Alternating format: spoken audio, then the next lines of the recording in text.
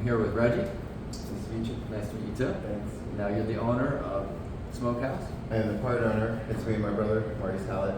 I'm Reggie Hallett, and I am the second chef. Smokehouse. Very nice. All right. Well, I was lucky enough to have my lunch here today, so really enjoyed it. I hope you enjoyed it. I definitely did. Good, good. Yeah. I'm a big fan of greens, collard greens. So it's funny because I don't think I had collard greens until I was easily in my 40s, and I had them for the first time I was working at Merck, and I asked the lady, I go, what's that? She goes, collards. And I'm like, all right, I'll try it. How come I haven't had this my whole life? So it was So how did mine fare? very good. You know what the only difference is? No, No meat. no meat. Okay. So most of them, you get collard greens, they come on ham hocks, bacon, something like Right. that. Well, on my side, it's a vegetarian. So my baked beans, there's no meat in the collard greens. All right. Nice. I know where meat plays. Right. But for people that want to come in and not eat meat. that piece of the pie is getting bigger to vegetarians and vegans, so we have a lot of vegan and vegetarian options. They felt from the beginning that they should eat more than just a salad. Right. So, Yeah, you got to have something. I'm mostly gluten free. I'm intolerant at this point. So in the beginning, when I first found out, I couldn't find anything to eat anywhere. Right. So I was eating salads. But now I've somehow overcome most of it, so I can eat Most of it. yeah. But a lot of people back 20 years ago thought it was like a diet, like a fad that was going to go away or something like that. And then No, it got bigger. it got bigger. Yeah, definitely. So what got you into the business? Barbecue. So, long story. Went to college in Jersey City. Grew up here in Trenton, New Jersey. Left here first week after graduating. Went to college in Jersey City. Started working on Wall Street. Then worked as a social worker for 15 years. One day woke up and decided I gave back to society enough, and I wanted to cook. That was my passion. So brought a knife set. Walked around the village. Of course, didn't know what a maitre d' was or none of that fancy words for. And there was a grand opening on the door. Walked in. It was the maitre d'. He's like, "Those your knives?" Yep. Got me the chef. Her name was Chef Sarah Oates. Sat and interviewed with her. Never went to culinary school. Don't know all that French stuff. But I love cooking. She gave it my shot. So stayed in New York for 8 years. Worked at various restaurants. Danny, Public. Danny Restaurant was with Chef Danny Pettibone. He started Tribeca Grill at Robert De Niro. Then he had his own restaurant. Worked with him for 2 years. Like I said, Alan Allegretti, Public. Worked there while I was at Danny. Met a young gentleman named Chad. Became good friends. Coming back and forth. He was selling daycare carpets. Coming back and forth to New York. Then one day he was like, "What'd you do if I bought a restaurant?" He lived in Ohio. I'm like, "You buy a restaurant, give me a call, I'll come run it." 6 months later, gave me a call. I moved to Steubenville, Ohio. So I'm there for 3 years, worked for them for 2 years. I was there for like 6 years. Worked for them for 2 years, worked for other restaurants in Philly, not Philly, Pittsburgh and Ohio. Came home here, back to Trenton in 2015, my dad's funeral. And my brother was like, "What'd you do if I buy a restaurant?" I'm like, "Guess I'm going back home to Trenton." Making everybody else money, I might as well do it for my family. Right. So, called me in September, he bought the restaurant. No, called me late August. He bought the restaurant, I was first week of September. We never talked about what we were doing. I'm like, "So what are we doing?" He's like, "I like barbecue and beer. Want to open a barbecue place." I'm like, "Okay, you never did it professionally, cook from my backyard, but okay, when do we want to open up?" Next September, October 1st. That's unheard of. We open up the next week. Get out. We open up a week later selling wings and beer out the door. Then that big smoker that's in the other room purchased that, and October 1st is our grand opening. And we've been going, this October will be 8 years ago. It's amazing. And like this is an interesting little area because I guess you have a lot of the big Trenton offices close by. So what's great about this area, which was a shock to me, there's nothing but state and federal workers. So lunchtime is much bigger than dinner. Yeah. So to go back when we opened up too as well, everybody around here caters to the state federal workers. So if they're closed, if they're off for vacation or holiday, they're closed. After 5 o'clock, no one's open. So my brother came up with the idea and told everybody, before COVID, we were open at 2 o'clock. Kitchen was open Thursday, Friday, Saturday night until 1 o'clock. They all thought we were crazy. But it was the best time of my life. People needed somewhere to go. Right. And there's a whole community here that none of these places were looking at. They were just, I love the state federal workers, but they're an extra bonus. They're an extra bonus. You have a whole community here. Right. You know what I mean? So people came out and we had a great atmosphere there. It was great fun. COVID had it a little bit. We didn't go back to our original hours that we had. But during COVID we were more busy just going to take out. Yeah. Because the community. We needed somewhere to eat. Definitely. Yeah, and I guess the state workers weren't coming into the city anymore. A lot of them still are working at home. Right. So I think they have to work 2 days and they can stay home 3 days. Yeah. Wonder if they'll add another day, or we'll go to 3 days and 3 on and 2 off. I mean, if it's not less pollution, Yeah. less traffic. Yeah. I like the state workers here, but I'm a true believer if it's working, they're working from home, work is getting done, then these office buildings that pay no city tax to the city of Trenton should become housing or something else. From the better use. Yeah, from the very east. From the better use. It'll be interesting to see how it all plays out. Plays out, yeah. I mean, I love watching them come through the door. It's fun seeing them. When I see them, I miss you, It's still part of what I do. I like talking to the people, talking to customers. It's not just beating it out. It's just a relationship that we have. Is there anything special about your food that people should know? I mean, our barbecue, I want to say it's the best in the world. That's what we call it. That's what we do. I have a little secret passion. Is my goal is to take over the world every mouth at a time. The door's been open because I don't know if you know, we're also in Newark Airport. Oh no, I didn't know. We're in Terminal A at Newark Airport. So when that happened, I'm like, see, it's coming. I have an option to the world now to take over because it's going out. But it's all dry rub. It's cooked with love. When I do specials, if you're a regular here and come, you should definitely do the specials. That's how most of the items made it to the menu. Started out small menu, it's getting bigger and bigger because I've done specials and people requested it. And it's a hit. You think you'll franchise at some point? We're trying. So the airport is our first franchise. Okay, It's so our very somebody first else is running franchise. that for you? They're running it. I'm still cooking the brisket pulled pork here. The 1911 sauce is my own personal recipe. I'm still doing that here. Our collard greens, still doing that here, and I'm selling it to them. And I have a driver that takes it up. Right now we're doing it twice a week. They call me, they just text me today, they need an order for Saturday. Just got one, but that means they're busy. So that's good. So we're working hard. We're in the process of opening up our second location in Millboro, which is a bonus. Go back to the state worker. Most of them live in South Jersey. Right. They're opening up. In That South makes a lot of Jersey. sense. So They on can't the come weekend, to work, so you gotta go to them. Right. That and the weekend, they know us already. Yeah. I'm looking at the posts we have on social media. We're on the Willingboro page, and they know it, and they're just blowing up. We can't wait. We already know what your atmosphere is, and there's nothing else there. Right. Nothing like that. So I'm pretty excited about that. Yeah, I got a real experience when COVID hit.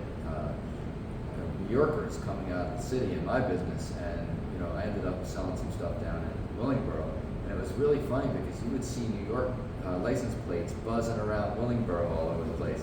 Because Willingboro, I don't know if you know it, but it's basically the last place that you can get a decent house for the money. Right. It's like just far enough away from Philly, just far away from New York, and they were, I don't know if these were that were built like all over the country. There were these. There's no basements, just Right. They're just yeah. They were. You know, but they were cookie cutter. They were actually like Sears houses. I mean, you actually moved in and everything was already in there. It was furnished. Oh, really? Yeah, everything. Okay. And it had sort of a dubious honor. A law in my business came out of these developments because at the time there was special financing that went with it, and you had to have your credit score had to be a certain amount, and your income had to be a certain amount, and if it wasn't, you couldn't buy these places. Okay. Well, it turns out that was it was unintentionally prejudiced. Right? And so these houses, these communities all over the country were built and were not sold to African Americans. Right? Couldn't buy them. And they, basically, and now I guess there was some kind of a lawsuit at some point, and that was a big part of I think the 1963 civil rights thing, something along those lines. So, every time I take my my class for my continuing ed credits, that they talk about it. Yeah. That's such a big deal. Well, because you can't redline, you can't steer, all these things that you can't do, and then the finance companies can't do these things either. But back in the day, it was okay. Well, there's a lot of things that insurance companies do. Like they look at your age and say, all right, well, you reached a certain age and now you got to pay more for insurance, right? So from their point of view, it's like, well, their credit wasn't as good, so we charge them more for interest. Right. That's what they do. Like that's just business, right? But it's when it's people you're dealing with, it's a different story. So Willingboro is a nice community for somebody who wants to buy a home and get entry level home into the market, and a lot of builders have been down there renovating all those properties over the last few years. They had underground heat, and the pipes underground rotted, and they got perforated holes, and then the water started coming out, and it eroded the foundations and the slabs in the houses. Oh, wow. And the bugs love water too, so Yeah, it created all kinds of problems, and it all kind of happened right around the 2006-2008 market collapse too. Oh, Like wow. all these things started, the furnaces started going bad, the pipes in the ground started leaking, and the house, just. Right. And so there's been this real nice, rejuvenation of the bring it back. Well, I'm glad we're part of the rejuvenation period, so it's going to be exciting. Yeah. It's going to be exciting. That's good. So whereabouts down there is the? So Willingboro Town Center went up for 130. So it used to be, it's an old Hardee's. Wow. So it's going to be interesting. It has a drive-through, so we're going to do a limited drive-through menu. It's going to be a whole different beast. That's going to be amazing. It's 2.5 times our size right now. So I think my brother's thinking live entertainment. It's just going to be. You gonna have a liquor license? Really? Yes. Awesome. Which is very important. Yeah. That's huge. Which is very important because there's not too many places in the world that have it. So yeah, that I don't know if you know. So we're 1911 Smokehouse, which is a tribute to the Divine Nine. The Kappas and Qs were founded in 1911. The Kappas and Qs, which are black fraternities. Okay. So the Divine Nines are black fraternities and sororities. So every day at 7-Eleven, which is 1911 military time, we give everybody a free shot. We've been doing it from the start. We do it every single day. If there's 5 people, 500 people, we give 500 shots. So the bartender makes the shot. We do it to welcome everybody and ask everybody to celebrate. So that's going to continue down there as well. And before COVID, you get people coming at 7. Did I miss the shot? It's a good way for the bartenders to show our specialty drinks. Because you might already have your drink, you did. Right. So why don't you get our Smokehouse Cocktail?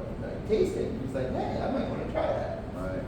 So that was the thank you for coming and for them to sample. Nice little marketing. Opportunity. Yes. That's great. Yeah, I call me and my brother were Pinky and the Brain. He's the brain, I'm Pinky. So he comes up with the idea. I just make one. That's cool. Yeah. Oh, it sounds like you got lucky finding this location too. Liquor licenses are hard to come by. And now you got another one, which is pretty amazing. Yes. So, Well, the story, Willenboro called my brother and asked him to move down there. So I Really? think his thing was that he didn't realize something like it happen and then could bring it away. So, Huh. we're going. Nice. Yeah, it's exciting. So, we're looking for more franchise deals, more location. We're just trying to market this whole thing into one plan so we can move and, like I said, take over the world. This Sunday, I'm actually launching a barbecue sauce. One of our barbecue sauces we're modeling. It's our 1911 Last Hit Honey Barbecue Sauce. We're having a release party this Sunday. Nice. 2 o'clock. Here? Yes. Sunday at 2. Sunday at 2. What are we doing? Could be crowded? We got it all over social media. So, long story short, 4 years ago, when the whole started the cannabis drive, right across the street, it's a big building that has a event space. So we were doing the food. There was this other gentleman, Edith Randall Biz. He has this product called Ginger Blast, which he created. It's ginger, turmeric, and honey. He created it because his mom was sick, as a healthy way to help her get better. So I tasted the sauce. God, this is amazing. This would make a great wine sauce. So he's giving bottles out to everybody. Right. When I got over there, it's like, can I get a bottle? He's like, I gave out all the free bottles that I want to give out today. It's like, you know what? I'm gonna buy one. The after party's at my restaurant. I told him who I was. I did food. Restaurant has, when you get finished, come over. So he came over. It's like 10 o'clock. I already had some sauce, and I mixed it with my 1911 sauce. Fried some wings, tossed them under the cater. He's like, yeah, I heard who you are. Here's the bottle. It's like, I already brought one, but I'll still take it. but this is why I wanted you to come over. Yeah. He tastes the wings. He's like, oh my God, this is amazing. I'm like, I know. So we tried to do it on our own. We got bottles, we made a label, we're selling them, but they weren't shelf stable. So after 3 months, I had someone, if you go in the bar, you see the windows with liquors, had some sitting up there, we started to expand. So we stopped selling. So we've always been in touch because I sell the blast every year on the menu. So I would just call and get a big bottle of ginger blast, and I would mix it myself with my 1911 before I recipe at the menu. So we got back, it's like, let's go through the process. We found a company that did the scientific work to make it shelf stable. So we went through that whole process. It's done. It's here. So now it's official. Now technically I can start looking to get it into store shelves. But we're having a launch party here. We're selling it on his website. We'll be selling it on my website. We'll be selling it on the store. I'll talk to the airport about them selling it, and definitely will grow. And like I said, hopefully I can branch out and find out a way to get it in Amazon, get it in the stores. And So I know somebody who does a sample food truck for ShopRite. So after the interview, remind me to connect with them. I'm curious. Yeah. But yeah, that's the thing. So I'm excited. We've been pumping it. So I don't know. I'm expecting a busy day. When we did the launch, when we first did it, that we didn't do it the right way, it was pretty packed. So he's from Trenton too. Are you using the space across the street too, or just in here? No, we're doing here. We have here, it's football season, the game will be on. Games will be on inside. Fighting some press, and still inviting people. We're to the mayor's driver. I told him, so he gave me a person. I sent information to her so he can come through. But we're calling it, Washington has, I think it's called Mambu sauce, their own sauce. So we want to make this a Trenton sauce. It's 2 Trenton fellas doing it. What's the address here? 11 West Front Street, Trenton, New Jersey. So 11 West Front Street. Yes. And we're around the corner from the barracks or something, right? We're around the corner from the old barracks. That's actually on the corner of our street. We're around the corner from the War Memorial Building. Because when I put this address in, a bunch of soldiers came up on the screen. Yeah, so it's funny, in December they do the Patriots reenactment week, which I think Trenton needs to pick up on, because if the battles didn't happen that happened here in Trenton, we'd be in a whole different world. Be in a whole different world. So they do a reenactment in December. And what's funny about it, we have more reenactors here than we actually have spectators. And the reason why is they can actually fire their guns here.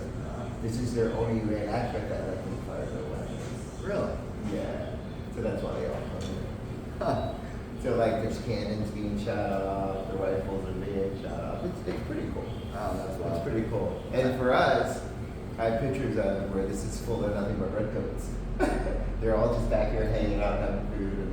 And, Interesting. yeah, So I have maybe a few that's why that pictures. picture comes up. I mean, I think it's like 4 soldiers in redcoats. I have 4 redcoats, and they're letting me hold the gun one time. I'm in the middle. It's kind of cool. That's cool. So yeah. I have a funny story. You just reminded me of. So my boys were in, Cub Scouts, and they had this trip where they were taking us to Fort Mifflin. Mm-hmm. And we arrived at Fort Mifflin, and there wasn't enough room for us to sleep in the barracks where everybody else was.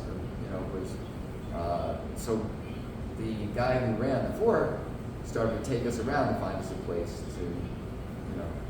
to put our stuff down. First place he took us to, there was too much water on the ground. We couldn't sleep there, mud floor. He ended up taking us all the way around the fort to another place, which was where they used to keep the arms. Mm-hmm. All right? There were holes in the walls to let the air through. Okay. Right? Like the walls were, thicker than you could reach. Right? With these holes to vent them, but it's wintertime. So you get cold air, right? So we light a fire. Well, nobody said, the chimney was over here, the fireplace was here. You really had to build the fire in the corner. I built this unbelievably big fire, smoked the whole place out. Kill everybody. So there's only my party thank God, right? But the smoke is like down to here, and so lady comes in from the Cub Scouts. Now, you have to have a special card to be able to build a fire if you're a member of the Cub Scouts. Yeah. I didn't know this, right? She comes in from the Cub Scouts. She's freaking out on me. You built a fire? Do you have a blue card or whatever the card was? Like, I don't know what you're talking about. She goes, well, we have to put the fire out right away. So she goes to get a bucket of water. Well, the guy comes in and sees her with the bucket of water, and he's like, no. You can't throw water on that. He says, all the bricks will break. This place is antique. You'll destroy the place. And that steam will go through the whole place. He's like, no, just let the fire burn out. Well, this guy felt so bad for us because no matter what he tried to do for us, it went wrong, right? Eventually he brought us heaters, and then we got in trouble for having heaters. So, the next day, he felt really bad for my boys, so he gave them each the discharged shell from a bullet, as a souvenir to take back. And then he said, you guys don't have to walk all the way across the fort to get out. He said, just pull your car around over here. There's a little bridge there, and you guys can leave right from there. Well, the next day they go into school. My son realizes he's got this shell in his pocket. He shows one of his classmates, yeah, I got this bullet at the fort, over the weekend. And the kid tells the teacher that my son has a bullet. And so I get a call from the school, your son has a bullet in school. And I'm like, come on. I'm like, a bullet? Or discharged shell. I said, we went to Fort Mifflin over the weekend, and the guard there gave us a discharged shell. There's no projectile in it, and there's no gunpowder. Well, sir, you can't let your son come to the school with bullets. But it's an antique. It's something that we should be talking about in the past. Right. Yeah. And it's a shell. It's a shell. Yeah. That's Discharged shell. So, but I guess most people don't know the difference. Right. So the word discharge meant to use. So that was the trip that kept on giving. That sounds funny. Yeah. That's a cool story. That's a cool story. But yeah, you can actually stay at the barracks here. Can you? Yes, you can. I did a catering there. There's a group there for the weekend, and it's amazing. I mean, not knowing history, all the history. Like, I remember going to barracks when I was a little kid. Nothing else, didn't put 2 and 2 together at the time. But yeah, there were people there for the weekend. They were staying in the barracks and just doing the whole history thing. on 29, which is far here up the road, there's a lemon farm where you can actually cook like they cook back there. The Barracks at one point was trying to start bringing back, they would cook bread, cook stuff, the old-fashioned way, the way it was back in the day, and they were trying to do that there. So the history that everybody goes to Philly to see where to go, Right. but nobody goes to Trenton. Right. So even if you go right in front of this parking lot, there's a mural on the wall. That's the second reading of the Declaration of Independence. Really? Nobody Right does there. that. But Kiwanis, is that what it is? They Yeah. come and do a tribute thing, but don't tell anybody. They put a stage out, they do the reading again, Wow. but nobody knows. And it's history like that Trenton's using, because there's so many historians. I get so many customers, what are you doing here? They been excited. We're going to see the Barracks. We're going to do that. And I tell them about that spot. I'm like, really? Yeah, there's a plaque everything there. Yeah. But that should be capitalized where people are going to see every day. Yeah. You know, You gotta wonder why it's not happening. I don't get it. Yeah. I don't get it. We have so much history. Yeah. You know, the battle was right down the street. That's why they did the interactive. The battle was here in Mill Hill Park, Yeah. which is huge. Yeah. Yeah, I mean, Mill Hill, you know, because I'm in the real estate industry, is a very unique place. Yeah. As far as, you know, if you want to live walking distance from a major train terminal, you know, Mill Hill is the only Is it? place. Is it? You know, Princeton and Yeah. Pawtucket, right? It takes you But 5 minutes to yeah. walk. But think about what it would cost you to buy something like that in Pawtucket or in Princeton. Unfortunately. And here in Trenton, you can pick it up for pennies on the dollar. And if you had in got it in the comparison. 80s, it would really be cheap. Yeah. You know, when it was run down, I wish I had brought one back then. I know. Like you had it, I think in 80 it started to go up. You got it in the 70s. Yeah. Amazing. Yeah. Amazing. A Yeah. little oasis in the middle there. But still, Trenton's very important. Going back to the train station, we're a stop on a update Southern train, which is huge. There's only 4 stops. Trenton's one. Yeah. You know, so For the politicians, it's important, right? Because they Yeah. gotta get to DC from here. Is that the idea? Yeah. DC's the next stop, or yeah. what, Boston? Yeah. So there's 4 stops, so it might be Philly too.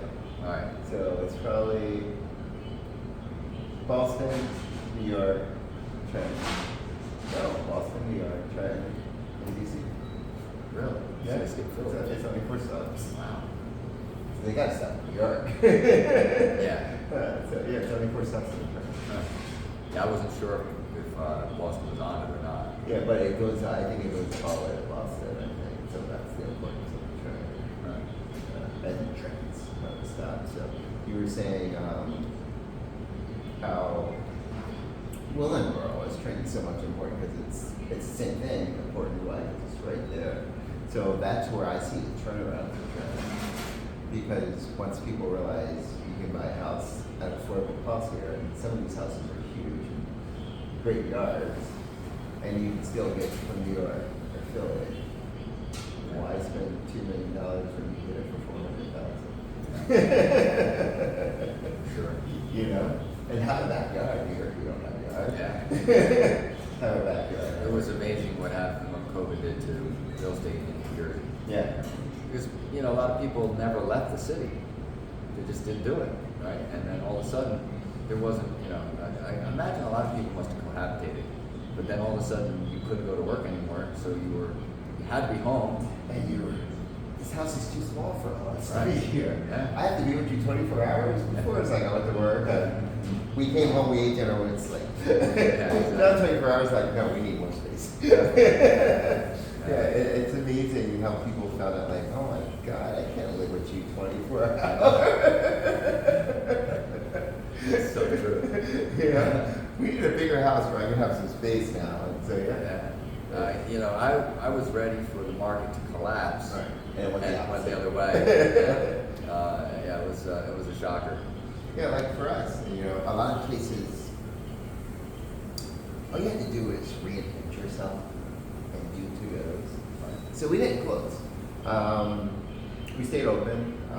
We try to use our employees for drivers for delivery when they work. But there was this real estate lady named Nadia, don't remember her last name. She put a Facebook group up called Mercer County Food Group together. We got discovered. Wow. And I thank her, give it to her every time I can, and tell the story every time I can. We were doing so much more business just going to go than I did when we were back in person. You know, so I love my staff, but you know, servers, you have to complain, do your work, do this. I didn't have to worry about that. It was a bartender, you know, the governor started, we could sell liquor to go. Right. A bartender, you take the orders, we make the food, we package up, going. One day, you know, there was a line out the door. So I don't watch those, you know, barbecue shows, but I really always run out of food. And I'm always like, you're running out of food, but I don't know food. I run out. You know, if you don't get here by 2 o'clock, you don't get it. Buy more. Right. So never wanted to run out. This day, I ran out. Ran out of food. And so that night I seen a post on it. It's like, we were there for 2 hours. You know, when you see that line, what are you expecting? A bit. We were there for 2 hours, but they were busy. Food was going out the door. It was in and out. There was a line out the door. It's the first time. It's a dream I wanted to do. A line out the door, people waiting. But we were pumping out food left and right. Not that we ran out of food. Wow. So we have a thing called a little bit of everything. That has a whole chicken. It gets a whole chicken, half rack of ribs, a pound of brisket, 4 corn muffins, and 2 pints inside. It feeds 5 to 7 people will order it Crazy, huh? all day. Right. That's what we're doing. So I don't know if you go in there, we have a warmer, so we got smart. We started to realize what we're doing. So the chicken and ribs are already in a warmer. We go, all right, let's put it together, figure it out. Yeah. So that's why she's like, it was well worth it. The post was the best post ever. But when you first read it, you're like, oh, this is going to be a beatdown. You know, but it was real good. So there's one other time that happened. I was getting ready to leave on a Friday. A lady came in. She was from Yardley. On the way out, she's like, this is my daughter. Daughter was 6, 7 years old. She's a food blogger. Food blogger. Food blogger, that's it. She's a food blogger. I was like, oh, nice to meet you. I get in my car. Some hits me. You know what? She said she's a food blogger. Go back in and treat her like a food blogger. Right. So I come back in. They ordered a little bit of everything in. I brought some other samples out. I'm talking to her. She's like, you know, she's a food blogger. She's like, you know, in the morning I'm going to send you some replies. Oh my God. This little girl has a following that was so insane. For the next week, I kept seeing Yardley plates. I'm like, and I started asking her, yeah, we seen the girl, you know, she's a food blogger, we're on her page, that's why we're here. That's crazy. It was insane. How would you know, right? So one day, one of my chefs in there, he, you know, when you punch out, you can rate your shift. I was off that day. And that's the next day I was off that day. And he rated the shift, so I asked him, like, why? He's like, all we get is a little bit of everything. It was like Father's Day, that's all. It was like Father's Day. Every other car was a little bit of everything. I was like, I'm the food blogger. That's what it was pretty insane. So we've been blessed to get a lot of press, free press. Had a guy from Forbes come in. And I don't know, that power up above always steers me to them. And of course I went and talked to him. And at the end, he's like, oh, I'm from Forbes magazine. He's like, you know, a couple of days I'm gonna write an article. The article was up next day. And then I realized I'd met him before. One of my bartenders did this competition that New Jersey Bars Association put together. And he was one of the judges. And he wrote a book on cannabis and drinking and food. So when I read his article, I was like, yeah, he smoked a blunt and started to eat. And he started to write, I can read it. But it's such a great article. And then I think that was like our second big cover. It's a Forbes article. So, yeah, it's great.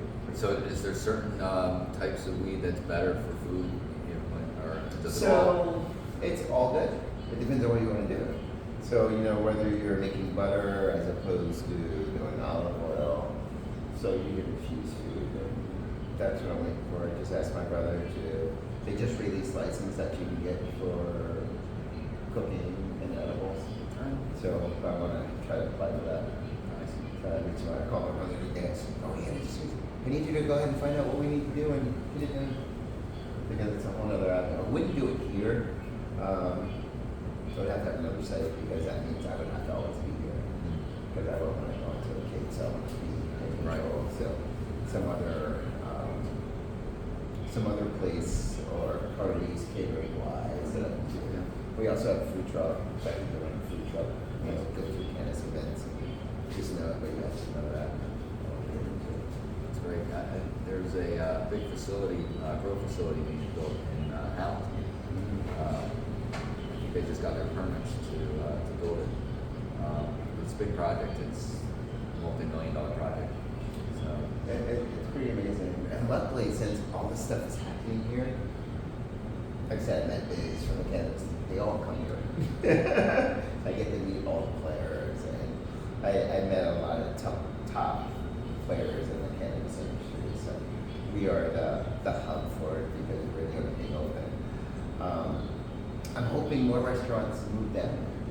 yeah, We're kind of small, and people go to South Street because we have options. You know, I don't expect you to eat barbecue every day. right. Like people see me in other restaurants or going out to eat. They're like, "You're cheating yourself." And my reply is, "I don't expect you to eat that food every day. So why do you expect me to eat it every day?" You know what I mean? But if there were 5 or 6 restaurants, sometimes on Friday we're dead because people think, "Why am I going to drive? Whether they're coming from New Brunswick or Princeton, why are we going to drive downtown Trenton and they're packed and we can't get in?"